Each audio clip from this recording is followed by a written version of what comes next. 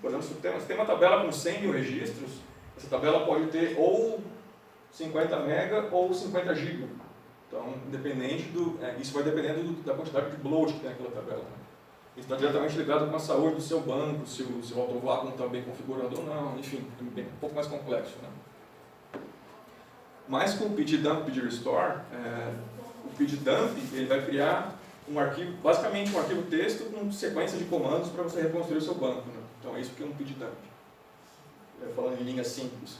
O pid-restore vai pegar esse arquivo texto, vai rodar os comandos no seu novo banco e vai criar um banco do zero. Então esse banco do zero ele vai estar livre de bloat, não vai ter bloat nenhuma, porque você não mexeu com os arquivos antigos, você criou uma receita de bolo para reconstruir o seu novo banco. Né? Então, nesse caso, vai ter um banco zerado.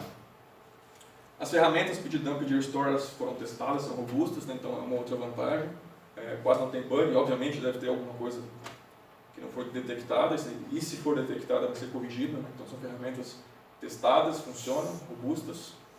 E o pid-dump e restore pode ser feito em paralelo. Então se tem uma máquina com múltiplos cores, você pode configurar o seu dump ou o seu restore para ser feito em paralelo, com múltiplos jobs. As desvantagens: downtime, como eu falei, né? Você vai ter que primeiro parar o seu banco. O pid-dump ele é executado quando o seu banco está online, mas as aplicações não podem estar conectadas no banco, né? Porque você tem que ter um snapshot do seu banco. Então, digamos que você está fazendo pid-dump agora, mas a aplicação está inserindo dados ali. Quando o pid-dump terminar, o pid-dump está ali, sabe? O que está inserindo ali vai ser perdido. Né? Depois, quando você fizer o pid-restore na sua nova instância, aqueles dados que você inseriu depois ali, já era. Né? Então, o teu banco, o que é o downtime? O banco está online, ele está funcionando, mas as aplicações não podem estar conectadas nele. Né? Então, nesse caso, o teu banco está inútil. Ali. E segundo é que é lento. Né? Então, o pid-dump funciona muito bem para um banco de 10 GB, 20 GB, mas nós temos clientes com bancos de 10 TB, né? 20 TB. Então, esse pid-dump vai gerar um arquivo absurdamente grande. Então, nesse caso, essa solução é inviável. Né? Então, algumas dicas para tornar esse procedimento de pid-dump e pid-restore mais suave. Né? Então, utilizar em paralelo, como eu falei, né? Pid-dump e pid-restore permite você usar múltiplos jobs ali, para fazer em paralelo, de acordo com o número de cores da sua máquina. Ao mesmo tempo? Sim. O quê? O pid-dump e o restore ao mesmo tempo com múltiplos jogos ou não?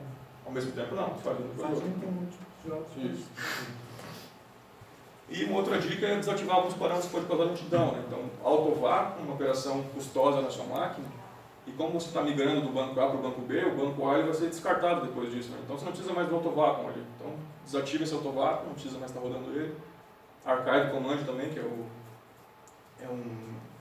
uma solução do Postgres para arquivar os arquivos de um alto banco de dados. Né? Você não vai mais usar isso aí também. Então desativa esses comandos, essas features do banco que são pesadas, que você não vai mais usar. Segunda estratégia, utilizando o pd-upgrade. Então, o pd-upgrade, como eu falei, ele é uma ferramenta que vem direto com o Postgres, né? Ele é um binário que está junto ali, quando você instala o banco de dados, já vem isso aí. Assim como tem o pdctl, tem psql, também tem o pd-upgrade. Você pode fazer o upgrade do seu banco de dados de dois modos. Né? Então, um é o modo normal e o outro é o modo link. O modo normal, o que é? Vamos voltar um pouquinho então. O pd-upgrade, o que ele faz? Ele pega os arquivos do seu banco de dados, converte para o formato que os novos binários leem, então digamos que está no 9.6 e quer ir para o 10. O upgrade vai copiar esses arquivos, convertendo a formatação que o Postgres 10 entende, vai criar a nova pasta, né, um novo data directory ali, que nesse caso é compatível com os binários do Postgres 10, e aí você pode levantar esse banco.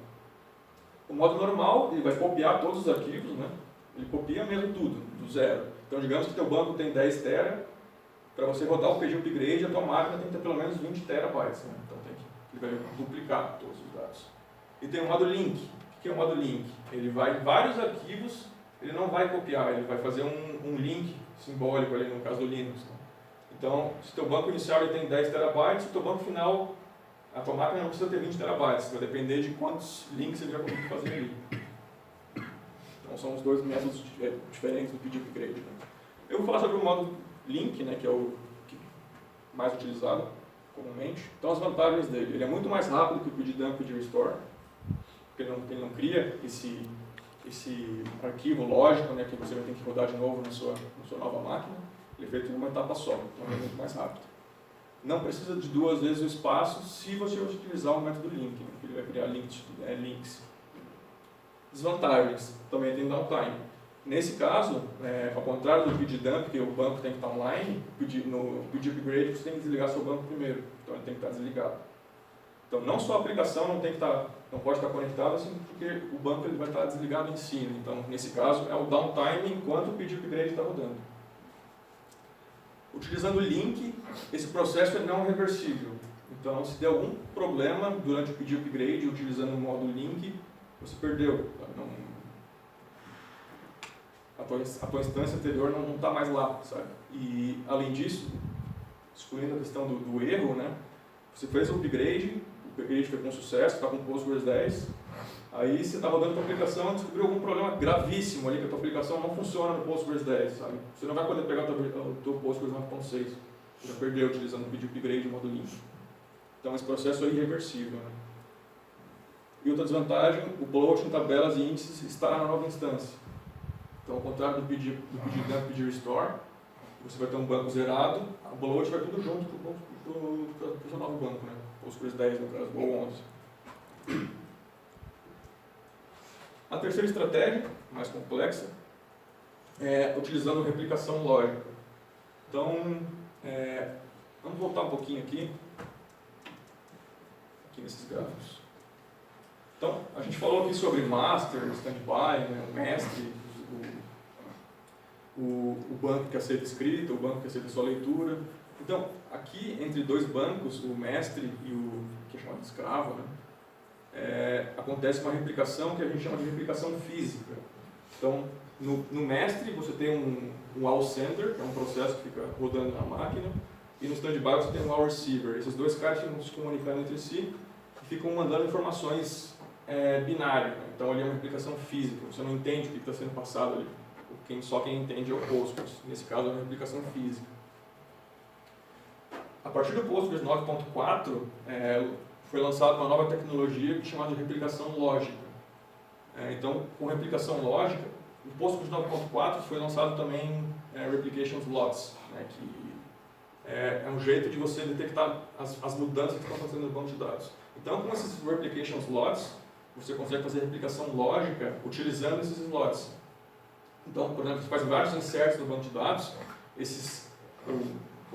qualquer operação em si, esses slots eles vão gravando essas operações e você consegue, de um agente externo, consumir essas alterações daquele slot. E essas alterações você consegue consumir de um jeito que você entende, sabe? Então não é binário, ele não é 0, 1, é um troço lógico que você consegue entender.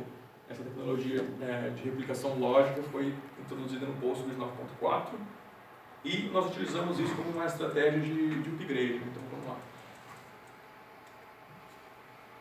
Então, antes do 9.4, que não tinha replicação lógica, essa estratégia de upgrade sem downtime era feita através de triggers. Então, como não tinha replicação lógica, você consegue fazer, por exemplo, assim, você tem uma tabela, você cria uma trigger, que sempre que inserir nessa tabela, esse registro, você faz alguma coisa com ele. Então, existem soluções de replicação lógica que utilizam trigger, né, como Sloan, Longist e Bucard. Então, através das triggers, você consegue pegar as modificações de tabelas e mandar para outro lugar. Então, a gente utilizava isso para fazer upgrade sem downtime, né? Então, aqui as desvantagens do upgrade com triggers. Né? Então, ele é lento, né? E as tabelas aplicadas precisam de chave primária. Então, para você utilizar trigger e essas soluções, essas ferramentas de Longist, Sloan e está duplicado aqui. Longist, Sloan e Bucard, terceiro. Essas soluções requerem que as suas tabelas que estão sendo replicadas de um banco A para um banco B, elas tenham chave primária. Então, essa é uma limitação. Né? Então, depois do Postgres 9.4, que foi lançado a questão da decodificação lógica e, em consequência, a replicação lógica, a gente utiliza essa replicação lógica para poder transmitir dados de um banco A para um banco B, logicamente, de um jeito muito mais rápido. Então, as vantagens, ele é mais rápido, não tem a questão da restrição de chaves e tabelas, e algumas ferramentas, né? Então, PidLogical, não sei se alguém já ouviu falar disso, PidLogical é uma ferramenta que permite você fazer replicação lógica entre dois bancos. Então, a replicação física, ela é uma replicação que replica a instância inteira, então você não tem como configurar o que vai ser replicado entre a base A e a base B, né? Então, naquele caso de standby e master ali, você replica tudo. Então, todas as alterações do banco A vão para o banco B. Com replicação lógica, você consegue selecionar o que vai ser replicado, né? Então, digamos que eu tenho um banco com 500 tabelas, eu quero replicar apenas 2 tabelas. Com replicação física, nativa do Postgres, eu não consigo fazer isso. Com replicação lógica, eu consigo. Então, PidLogical é uma ferramenta que foi desenvolvida pela Second Quadrant, que você consegue fazer essa replicação lógica. Então, você consegue parametrizar essa replicação, né? O que você quer replicar ou não. E, a partir do Postgres 10, foi lançada a replicação lógica nativa. Então, você consegue... que foi baseada, na verdade, no PidLogical. Então, o Postgres 10 ele vem com replicação nativa. Grande parte do código fonte disso aí foi retirado do próprio PidLogical, né? Então, ele serve para tem o mesmo objetivo, você fazer replicação lógica entre duas bases, sem precisar replicar tudo de uma vez. Então, qual é a vantagem de você fazer uma atualização de major version utilizando replicação lógica? Então, a vantagem é que você vai fazer essa atualização sem downtime, ou quase zero, né? Sem downtime é impossível, né? Então, a gente fala que é sem downtime, mas tem um downtime ali que é a questão da lentidão das aplicações, enfim. E nesse caso, você pode testar a sua nova instância antes de fato migrar. Então, eu vou mostrar como é que funciona o processo, eu estou falando aqui, mas eu não expliquei como é que funciona esse processo de atualização. Depois eu tenho alguns slides. Mas com essa estratégia, você consegue testar o seu novo banco antes de fato migrar. Então, você tem um momento intermediário, que eu estou com o meu Postgres 9.6 rodando, com as aplicações rodando ali. Eu já tenho a minha nova instância, que ela já está rodando, ela já é um espelho da 9.6. Elas estão replicando entre si todas as alterações, então eu consigo fazer testes nessa aqui, mas de fato o que está em produção é 9.6. Então, nesse caso, ele é mais seguro. As desvantagens dessa atualização, a configuração é mais complicada, né? Então tem que ter um processo inicial ali para você fazer essa configuração. Por exemplo, pedir upgrade, é só você desligar seu Postgres, rodar pedir upgrade e está pronto. Pedir dump, pedir restore, só rodar pedir dump, pedir restore. Nesse caso é mais demorado, né? Então, na minha máquina A 9.6 eu tenho que instalar PidLogical, na minha máquina B, que é o Postgres 10 ou Postgres 11, para qual eu vou migrar, eu também tenho que instalar PidLogical, tenho que configurar as duas máquinas para replicar em si, né? Configurar o que vai ter que ser replicado, enfim, tem um processo de setup inicial.